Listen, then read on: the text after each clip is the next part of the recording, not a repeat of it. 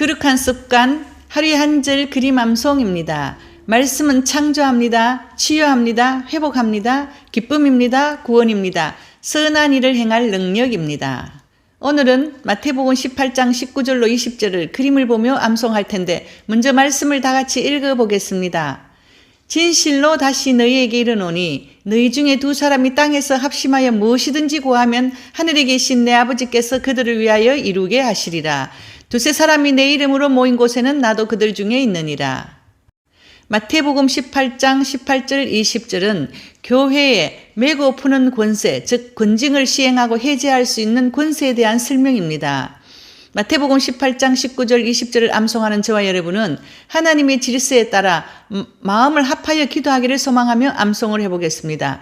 먼저 그림을 보며 그림의 포인트를 설명하겠습니다. 예수님께서 말씀하십니다. 진실로 다시 너희에게 이르노니 소년 소녀 네 사람이 있습니다. 너희 중에 두 사람이 땅에서 합심하여 무엇이든지 구하면 하늘에 계신 내 아버지께서 두 사람이 손을 들고 있습니다. 그들을 위하여 이루게 하시리라. 두 명의 소녀와 한 명의 소년, 두세 사람이 내 이름으로 모인 곳에는 나도 기도하는 소년 소녀들 중심에 예수님께서 서 계십니다. 그들 중에 있느니라. 세 번은 글씨와 그림을 보고 암송하다가 네 번째는 그림을 연상하며 글씨 없이 암송해 봅니다. 진실로 다시 너희에게 이르노니 너희 중에 두 사람이 땅에서 합심하여 무엇이든지 구하면 하늘에 계신 내 아버지께서 그들을 위하여 이루게 하시리라. 두세 사람이 내 이름으로 모인 곳에는 나도 그들 중에 있느니라. 진실로 다시 너희에게 이르노니 너희 중에 두 사람이 땅에서 합심하여 무엇이든지 구하면 하늘에 계신 내 아버지께서 그들을 위하여 이루게 하시리라. 두세 사람이 내 이름으로 모인 곳에는 나도 그들 중에 있느니라.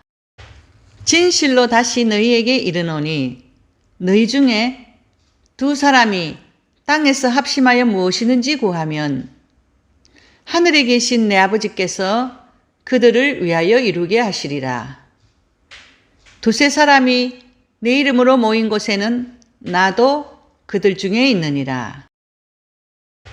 진실로 다시 너희에게 이르노니 너희 중에 두 사람이 땅에서 합심하여 무엇이든지 구하면 하늘에 계신 내 아버지께서 그들을 위하여 이루게 하시리라.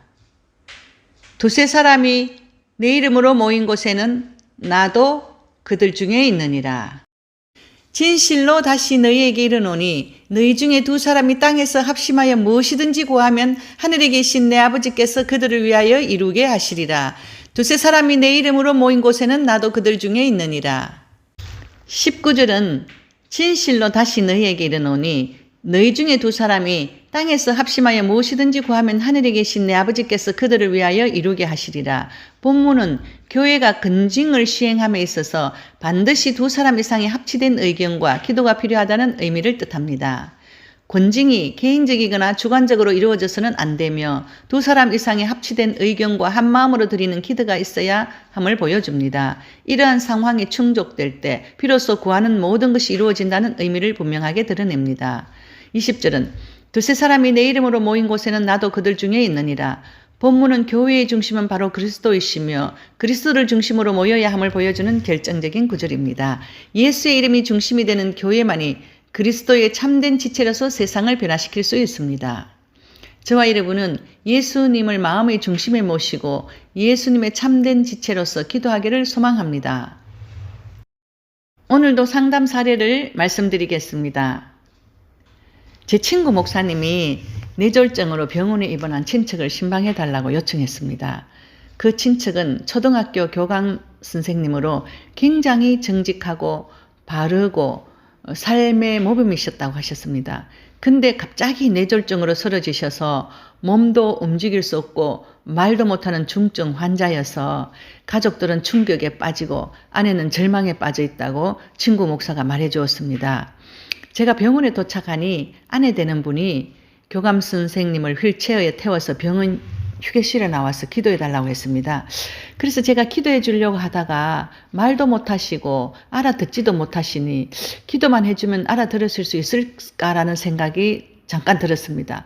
그래서 그 휠체어를 밀고 있는 아내에게 먼저 기도해 주는 것이 더 낫겠다라는 생각을 했습니다. 왜냐하면 그 휠체어를 밀고 있는 아내는 정상이었기 때문입니다. 그래서 그 아내에게 먼저 기도해 드릴까요? 하고 제가 물어봤더니 그럼 먼저 기도해 주세요라고 말했습니다. 그래서 제가 기도해 주었는데 하나님께서 말씀하시길 너는 50년 전에 딱 내 앞에 한번 나왔다. 그래도 너는 내 딸이다. 나는 너를 버리지 않고 찾아왔다라고 하셨습니다. 그래서 제가 그 아내에게 언제 50년 전에 교회를 나가셨냐고 물어봤더니 10살 때 크리스마스 때 사탕 준다고 해서 교회를 딱 한 번 나갔다고 했습니다. 지금 60살이니 딱 50년 전이라고 말했습니다. 나는 그때 하나님의 사랑에 정말 깜짝 놀라며 한 번만 교회에 나와도 자기 자녀로 삼으시고 끝까지 포기하지 않고 가장 어렵고 절망에 빠져 있을 때 직접 찾아오셔서 도우시는구나. 저는 그때 요한복음 3장 16절 말씀이 생각났습니다. 하나님이 세상을 이처럼 사랑하사 독생자를 주셨으니 이는 그를 믿는 자마다 멸망하지 않고 영생을 받게 하려 하심이라. 그 말씀을 생각하며 정말 가슴이 뛰고 벅차올랐습니다. 그리고 예수님이 핏값으로 사신 교회에 한 번의 출석, 한 번의 예배라도 하나님의 자녀 삼아주시고 하나님의 자녀된 권세를 주시는구나. 하나님께서 이 땅의 모든 영혼을 찾으시는구나. 그 감격을 아직도 잊을 수가 없습니다. 그래서 그 아내에게 다시 예수님을 영접시키고 하나님의 자녀로 나머지 삶을 살기로 약속하고 기도해 주었습니다.